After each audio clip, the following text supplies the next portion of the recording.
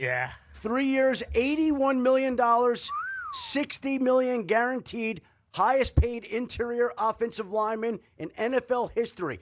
And think about this. The Raiders trade Max Crosby to the Ravens. It frees up salary space. They had a lot. They had all the space. Now they go take the Ravens center, Tyler Linderbaum, going to the Las Vegas Raiders to snap for, we presume, Fernando Mendoza. Congratulations, Yeah, Linderbaum. baby. Hell yeah. We're happy for Tyler, Iowa Hawkeye. That's right. Iowa high school wrestler. I mean, a dog through and through. At Baltimore, he was fantastic. Now he heads over to the Raiders. The Raiders had a lot of money, okay? They had $83 million or something like that on Friday at noon. They make a couple different moves, then they end up with $110 million. Everybody talks about how they need an offensive line. Linderbaum's name was still out there. It was like, is this a destiny thing? Is this a match made in heaven? They agree. Highest paid interior offensive lineman of all time. Over $60 million guaranteed for a body mover, a man shaker, and a leader, hopefully, for an offensive line that has Ashton Genty in the backfield, Brock Bowers as a tight end, and in our eyes, Fernando Mendoza, who's a quarterback that's definitely going to be able to get it,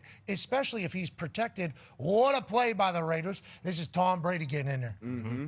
This is the boys getting in there and saying, hey, we suck no more. How do we get good? We invest in the trenches. They found it. I think everybody's going to love this move, especially other interior offensive linemen that go, shit, we can make $60 million guaranteed. Now life is good, D-Bud. Yeah, you always got to build from the trenches out, and we know how shitey that Raiders offensive line was. bad. We saw Genty last year, and even coming into the league, we knew he was a dynamic weapon, but he was getting hit in the backfield, it seemed like, on every carry. So now you have a veteran center who Dano mentioned. You get this for a young quarterback. We expect Fernando Mendoza to be able to make all the protections and the checks and all these things, but when you have a savvy veteran that can do it kind of for him almost until he gets caught up to speed, that helps things tremendously. And I don't think they're done when it comes to offensive line and building that, those trenches in front of who we think Fernando Mendoza that'll be the starting quarterback. Creed Humphrey was making $18 million. Somebody's microphone's on, maybe Schefter's.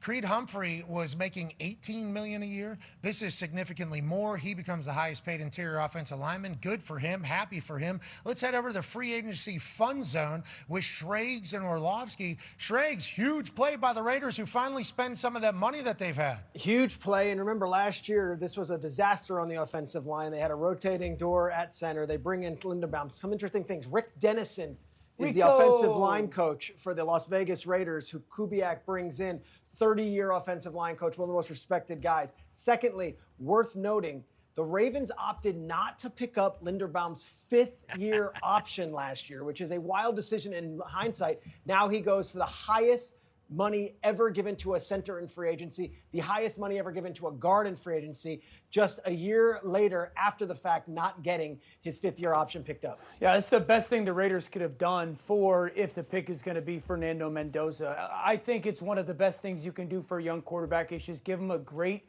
experienced center. Everyone talked about this past weekend, Dahlman deciding to retire from Chicago and kind of the foresight or looking back on his impact on Caleb and their offense and his ability to control protections.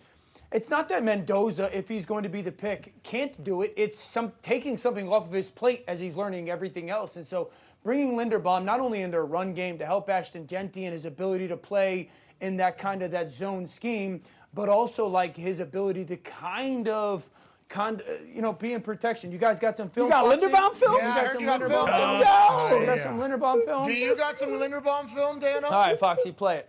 Yeah! All right, let me get my AQ Shipley on. Okay, so we'll see. AQ. So I want to go to the yellow here. This is going to be a little bit of a back block, okay? So when it comes to the ability to kind of step backside in this run game that's going to come over, that's power. So you pull the backside guard. This is a beautiful shot right there of Linderbaum just dominating his block. You can let it ride, Foxy. And so not only does he come over with like experience, once again, you're going to see, I want to go to this. Now it's going to be once again a back block, and it looks like we'll get another pull on the backside. And so, yeah, that's a down block or back block, AQ. You got it. And so Seattle runs a little bit of, this is going to be really nice, a little bit of one-on-one. Let's zoom in here. Come on, let's zoom in there. That's a Linderbaum one-on-one. That's fantastic. One-on-one and the pass protection. And so Seattle went from one of the most run-heavy offenses in football last year. Now the Raiders are going to adapt that identity. And so I love the fact that with Clint Kubiak as their coach, they've got a center that comes from a run-heavy offense in Baltimore as well. And so I think it's a huge, huge signing. Everyone talks about perimeter players for quarterbacks. Keep them clean. Yep. Keep them upright and keep them clean. Allow them time. It's a great signing for just Mendoza. what a world of difference from last year. And now you have not only Clint Kubiak, Rick Dennison, Andrew Janocko, who comes over from Seattle as well. It feels like the Raiders are becoming a more professional organization and outfit right now. And also, of course, you trade Crosby and you get Linderbaum back. It wasn't a clean trade, but that will be one we'll analyze. The impact that Crosby makes on the Ravens. It's kind of like 3 pieces. Right? And then Linderbaum over there on the Raiders. It's almost a 1-for-1 deal with the money if you want to throw it out the window. That was the deal that was made. Look at you guys over there in the fun zone kind of batting it around. Yeah. I like what you guys are doing. Fives. I like that. Now, Dano, you just did some good film breakdown there of offensive linemen. This is back block and this is loop-de-woo.